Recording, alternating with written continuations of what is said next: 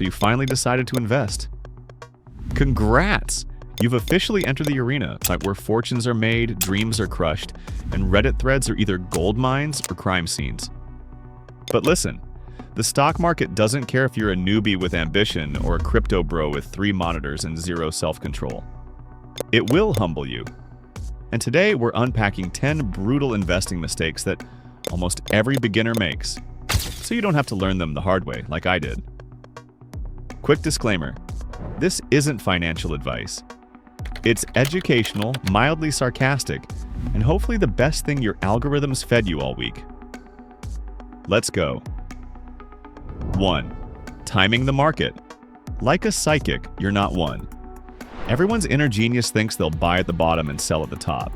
But spoiler alert, market bottoms don't show up with a welcome sign and tops don't text you before they crash. Let's be honest, trying to time the market is like trying to perfectly jump onto a moving treadmill. Most people eat metaphorical concrete. Why? Because news, sentiment, and global chaos change by the hour. Instead, let's talk about time in the market, not timing it. If you bought the S&P 500 the day before the 2008 crash and held for a decade, you'd still be way up. Investing consistently beats trying to play stock market hopscotch with your retirement. You don't need to be a wizard, you need to be patient. But let's talk about the next mistake, where your emotions pretend to be financial strategy. 2. Getting emotionally married to your buy price. We've all done it. You bought at $100, it drops to $70, and now you say, I'll sell when I break even. Sounds reasonable, right? Wrong. That's financial Stockholm syndrome. Your buy price, it's ancient history. The only question that matters now is, would I buy this today at this price? If the answer is no, you shouldn't be holding it. The stock market doesn't care about your ego.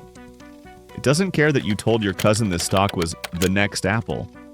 Holding a bad investment to prove a point is like staying in a toxic relationship to win an argument. Detach, reassess, and move on when it makes sense. Not when your pride allows it. Next up, hope, hype, and why betting on endless growth is a fast track to regret. 3. Believing every stock will. 10x. Spoiler, it won't. Let's be real. Wall Street is basically a gym for unrealistic expectations. Every other headline screams this stock will 10x, but most won't even double, let alone survive a market downturn. Why? Because exponential growth isn't sustainable for most companies. There are only so many iPhones to sell, Teslas to build, or people who want to invest in crypto-based hamster hotels. If you're buying a stock with a sky-high valuation hoping it'll grow into that price, that's not investing, that's gambling in a hoodie. Warren Buffett once said that it's better to buy a great company at a fair price than a fair company at a great price. Don't buy based on a fantasy PowerPoint deck from some 23-year-old startup CEO with a buzzword addiction. Buy based on actual earnings, business fundamentals, and realistic projections. Let's switch gears and talk about leverage, the financial equivalent of strapping a jetpack to a shopping cart. 4. Using leverage without understanding it, aka oops. Leverage is a tool. Used wisely, it's powerful.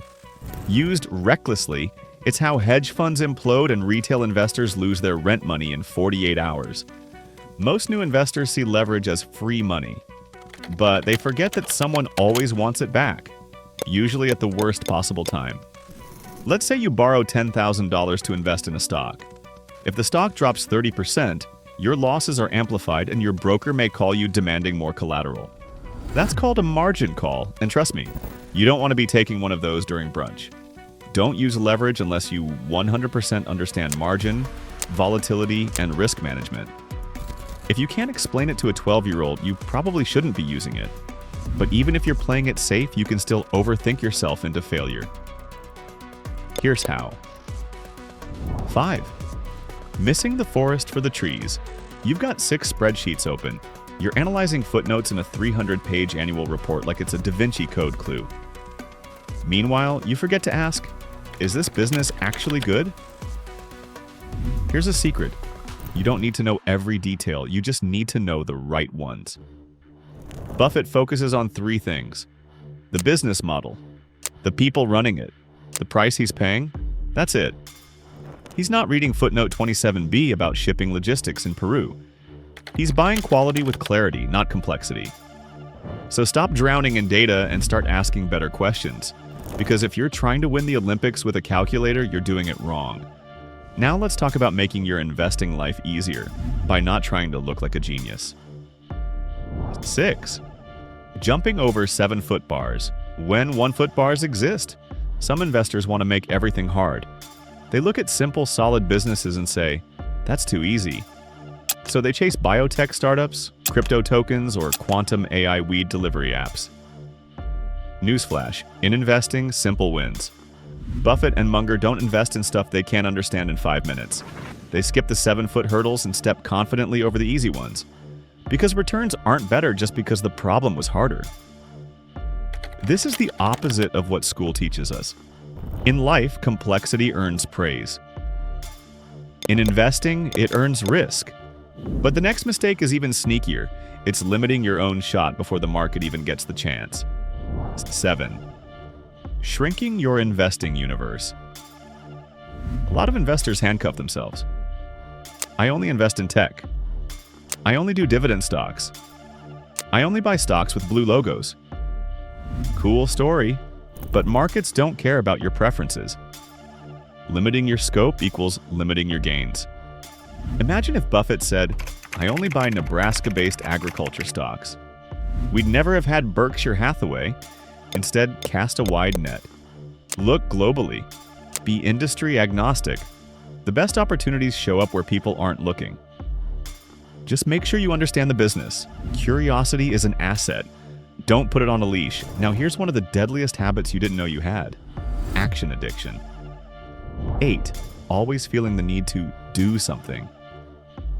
If checking your portfolio gives you the urge to fix something every week, congrats, you're normal. And also dangerously close to sabotage. Most of the best investors in history made their fortunes by doing nothing most of the time. They waited for great opportunities, pounced once, then held for years. Think of investing like baseball. But here's the twist: you can't strike out. You can stand there, pitch after pitch, until you get that fat, juicy home run ball, and then you swing. Warren Buffett calls this the 20 punch card rule. If you could only make 20 investments in your entire life, you'd be a lot pickier and a lot richer. Okay, let's talk about one of the most misunderstood tools in the investor's kit: diversification. 9. Over-diversifying until you're just confused. Some portfolios look like a buffet line at Costco. A little of this, a little of that. Oh, hey, uranium stocks. Look, diversification is important, especially if you don't want to study stocks full-time. But there's a point where it becomes clutter. If you hold 50 stocks, congrats. You've essentially bought the index with extra effort and probably worse performance. Warren Buffett has said if you truly understand businesses, 6 investments are enough. Fewer bets, but smarter ones. Unless you're just tossing darts blindfolded, in which case, please buy an ETF and save us all. And finally, the silent killer of portfolios everywhere. 10. Confirmation bias, your ego's favorite investment strategy. You fall in love with a stock. You Google articles that agree with you. You ignore the red flags like it's your toxic ex texting, "I've changed." Confirmation bias is when your brain only listens to what it already believes. And in investing, that's a profit killer. Smart investors play devil's advocate on every position. They ask, if this stock drops 50%, will I buy more or cry? Have a system. Build a checklist. Even better, have a friend poke holes in your logic. If your idea still stands, it's a strong one. Otherwise, you're just dating your portfolio, not managing it. Here's the truth. You're gonna screw up.